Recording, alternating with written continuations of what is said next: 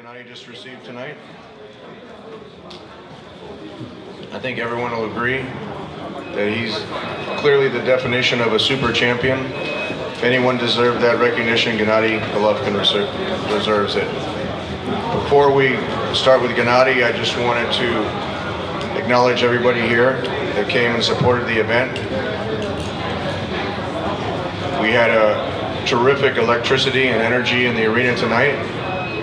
We knew there was some risks going into the big arena, but with the event that we had tonight and the performance that Gennady put on, it was worth everything, and it was a big investment in his career.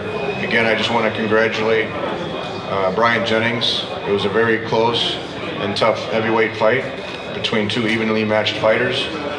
He got the split decision, and we congratulate him, and we believe, as Gary does, he'll probably become the heavyweight champion of the world. Also, Daniel Geale, we want to acknowledge his bravery of getting in the ring with Gennady, and you can't take anything away from Daniel Geale. He's a proven two-time champion. He went to Germany, won twice. It's just we don't think that there's anyone in the middleweight division that can stand up to Gennady Golovkin's power. With that, I guess we can just open it up for questions. Bernie, do you have there's no mic?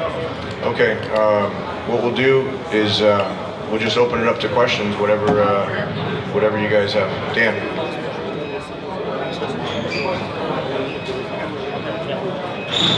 What you said after the fight was I'm not sure that would happen. It doesn't happen. Somebody else yeah, you're right. Absolutely. I want unification fight. It's my big thing, Miguel, because for me very important who is the best middleweight division, 160. Or no Miguel, maybe Salman, and IBF champ from Australia, Samsung. Tom, how realistic is following unification about next? Well, again, it's Gennady wants to prove that he's the best middleweight champion. The only way to do that is to fight the other champions. So we would go out and try to make a Sam Solomon fight if it's possible. We can't force anyone to get in the ring. We saw that with the Chavez fight. We agreed to a lot of different conditions to get the Chavez fight. It didn't happen. But Daniel Geale was a tremendous event here in Madison Square Garden. So to answer your question, that would be one of the goals. If we can't get, I think Abel would agree that Cotto would be at the top of the list right now. Chavez is at the top of Abel's list, but as far as Miguel Cotto being the WBC middleweight champion, I think a fight between Miguel Cotto and Gennady Golovkin at the big arena here in Madison Square Garden, there's no bigger fight than can be made right now in New York City, and that would be at the top of the list for me. You guys did, the moment before the last knockout. Did you really think, it seems like you sit down your punches a lot. You didn't really sit back with your punch, you were flying back. Do you feel that punch is not the knockout? This is close decision. This decision for hard punch. Yeah, I feel a little bit he punched me. I'm ready for lucky punch, like good left hook. It's a good decision for me. Just to expand on that, there's no question about Gennady's punching power, but there's also, I think after tonight, no question about his chin. He was in with one of the biggest punchers, Curtis Stevens, in the middleweight division, and didn't get affected. And after Daniel valiantly and bravely threw a big punch, and Gennady countered it, and there's just nobody that can stand up to his punching power. But it also shows what kind of punch he can take and is willing to take to put on an exciting and impressive performance. And that's really what Abel has instilled with him, is not to outbox someone, but really take the fight to him and do whatever he can, not to look for the knockout, but the way Gennady fights just creates the knockout. Yes, hi. Quick question. I know obviously you prepared for his style of fighting. And did he show you anything? Did he surprise you at all? Pretty much what you expect. Did he surprise you at all in the ring? No, just first round, I look his tactics, strategy, just Second round, this is my job.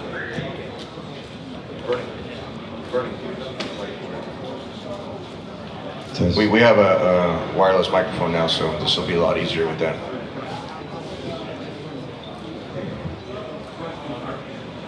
Once you turn it on. Question for Abel Sanchez. Abel, can you give a grade to Gennady and also your assessment of his performance? I would have to give him about a 9. Only because I was asking him in between the first and the second round, between the second and third round, to stop searching for a shot, stop looking for his head. I wanted him to go to the body a little more, to the shoulders, and that shot would come. But he was hell bent on trying to knock him out early, and he really wasn't listening. But he did what he thought was best in there, and he's the one that's in there. So all we can do is ask from the outside.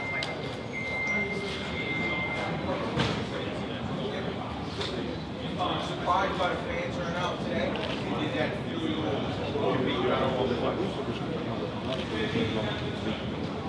Not big surprise for me, I think my friends and all people, he understand boxing. He love it style, like my style, like Mexican style. Just fight. It's not boxing. This is fight. This is not game. This is fight. I think people love it. This style. This kind of. It's very good for me, for everybody. Gennady, you are one of the rising superstar of boxing, and in Paris, thanks to the Latino community, we love you.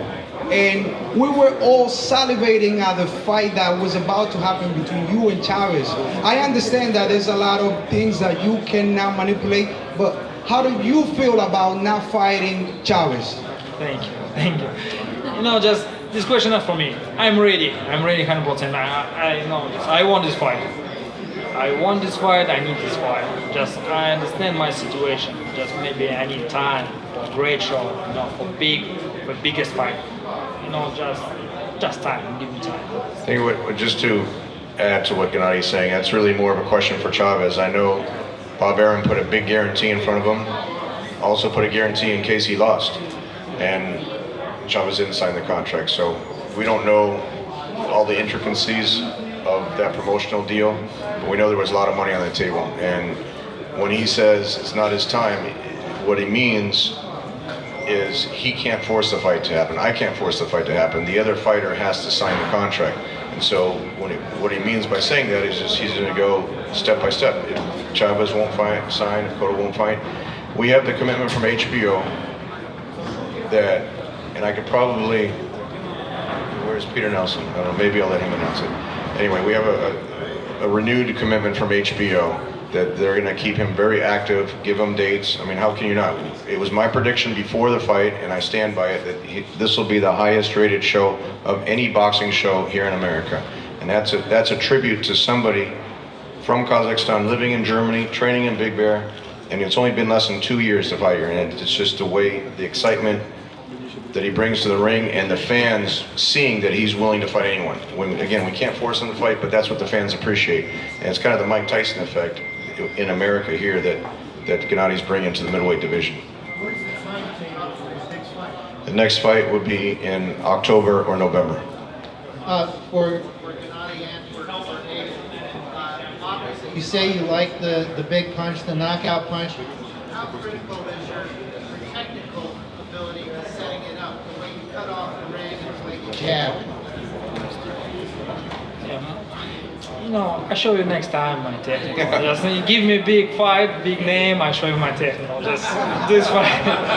No.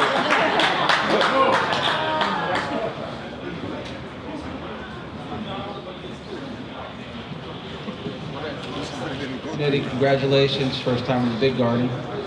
Tom, this question is for you. Did you expect to have the turnout that you did to have in the Big Garden tonight? We worked closely with Madison Square Garden. I really have to take my hats off to the whole staff there. Joel Fisher, Adam Thier, Sal Federico. They really provided a platform for us to rely on. And when we first talked about Gennady fighting Geale and with the heavyweight co-feature, we realized it was too big to take to the theater. And the Chavez fight was going to happen. at the Forum, which is owned by MSG and renovated by MSG. And so the decision was made. We'll go into the big arena. This will be his first fight here. We scaled it for 9,000. Bernie, I think the official count was what, 8572? Is that correct? So so we came close to the mark that we scaled it for. We closed off the upper bowl, but it was still an electric. It was clearly too big for the theater, and it was a big energy in the arena. And every time he fights, last time he doubled, basically just like his HBO ratings are double-digit increases every time he fights. He doubled the amount of attendance from the last fight against Curtin Stevens as a theater to this fight in the arena, and it's a step-by-step process. I mean, again, he's been less than 2 years in America, but there's a lot of exciting things to come. And when people ask me how good he is, we're only going to find out how good he is when he fights what's perceived as the best competition. And right now, Daniel Geale was clearly his best competitor. Hello? Excuse me, no, sorry. The market right now is kind of flooded with pay-per-views, some deserving, some not. Is there any rush to get them on pay-per-view? There's no rush. The only way it makes sense to do a pay-per-view is if he has a pay-per-view opponent. And I think there's three clearly out there. That's Canelo, it's Cotto, Chavez. Mayweather is a little bit unrealistic, and you know, Gennady's never called out Floyd. It's just when people ask, would he come down to 154 and fight for it? The answer is yes, but that's not calling him out because Floyd fights in a lower division. But those are the realistic pay-per-views. Anyone else, Gennady's happy to fight on HBO, and we think he reaches a broader audience. When we're building his star and building his cachet, we're happy to continue to build that, and until he gets to a point where there's a competitive match that people are going to be willing to pay for. Well, if this fight, if none of those middleweight opponents, those fights can't happen for some reason, they don't happen. Would he consider going up to 168 to fight a competitive fight against Andre Ward? That's a fight that's going to be tough to make, only because the financial situation. You know, it's Gennady would go to 168. Carl Froch sold 80,000 tickets in Wembley Stadium. I mean, that's a testament to his marketability. Chavez is a proven pay-per-view star. Andre Ward is a terrific fighter. I've answered this question a number of times before, and we have a lot of respect. Everyone at the table has a lot of respect for his boxing ability. But the finances for that fight doesn't make sense for Gennady to go up to 168 when there's so many big names at 160, and Andre's going to want a big chunk of that money. And for Gennady to move up, he's going to want a big chunk of the money, just like he was going to get to fight Chavez. That was a pay-per-view financial structure, and the money was there to make that fight. Well, just to your right, Tom, if it were Solomon, any chance the fight's in Australia? And if not, where would it be? Sam Solomon, actually, I had discussions with him before the fight, and there was interest in unifying the titles. HBO would show that fight as a unification fight, and I think it would make sense. Just like Geale fought him here, Solomon would fight him here, and it'd be on pay-per-view in Australia, and we think that would be a big event. In the U.S., when I say here, I mean the U.S. I mean, the Garden has become our first choice, but you know, they're very busy in the fall. They have the Knicks scheduled again, and the Rangers starting up, so they're very busy on Saturday nights in the fall. So if it can't be in the big arena, we would find a different location, and we really want to branch out. I mean, he trains in LA, and he gets mauled by a lot of the fans when he goes to the fights there in LA, and also Vegas is in the market that's very interested in hosting Gennady. So we want to develop him in all the different cities, but New York is clearly the media capital, and that's part of the reasons why he's been so successful. Tom, sorry over here. Another question. I think you just kind of answered it, but with playing on with Gennady, he's saying he has a Mexican style, trained by a Mexican American, trains in Big Bear.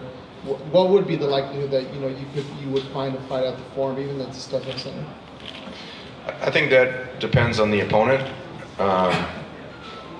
And with the right type of opponent, I think the StubHub Center would be a terrific venue. The Forum would be a terrific venue. The Chavez fight, even when it was rumored to be out there, we got a tremendous response, and I think that would have sold out the Forum. With that, there's a lot of Russian-speaking residents when we did the Klitschko fights, when Vitaly fought at Staples Center, when he fought Lennox Lewis, and when he fought Corey Sanders, and when he fought Chris Arreola. I mean, we had a big turnout at Staples Center. So we feel that would be a great, Gennady would be a great star in LA. We just need the right opponent to make it make sense. Anyone?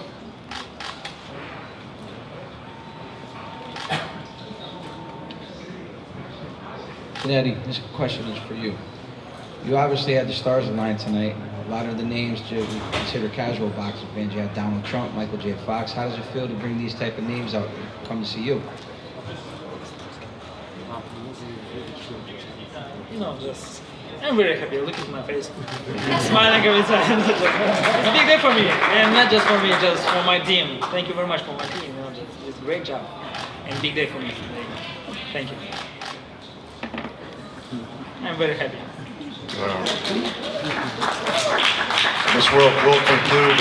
We'll conclude the press conference with that. It's getting late for Gennady. Just wanted to thank everyone. I want to thank Max, his twin brother, Abel Sanchez again.